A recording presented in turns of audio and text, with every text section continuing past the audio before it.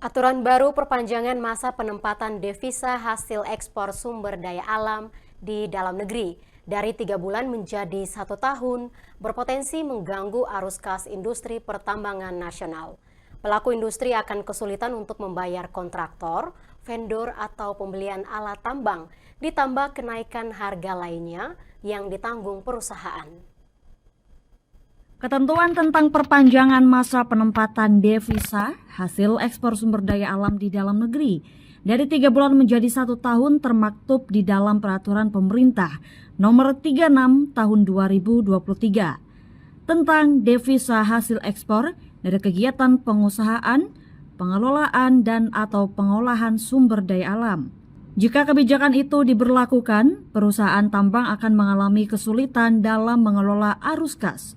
Seperti yang disampaikan oleh Hendra Sinadia, Direktur Eksekutif Asosiasi Pertambangan Indonesia kepada Bloomberg, menggambarkan bahwa kebijakan penempatan devisa hasil ekspor selama 3 bulan saja cukup memberatkan industri.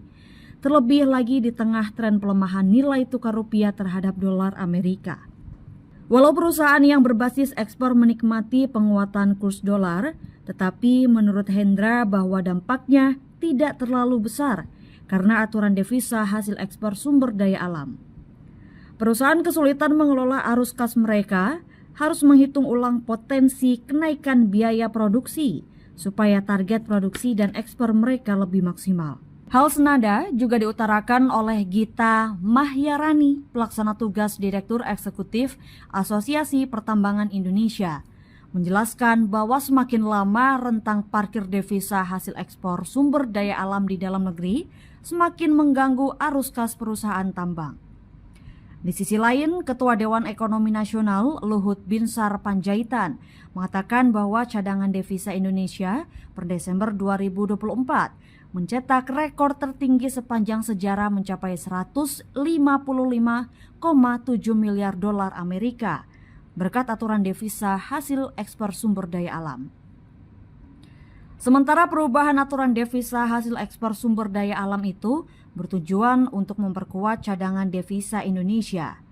Hingga kini pemerintah belum juga memastikan perihal tenggat waktu aturan baru itu mulai diberlakukan. Selain itu, Menko Perekonomian Airlangga Hartarto memastikan bahwa pemerintah bersama Bank Indonesia dan perbankan tengah mempersiapkan paket insentif yang menarik untuk para eksportir sebagai kompensasi atau perubahan ketentuan devisa hasil ekspor sumber daya alam.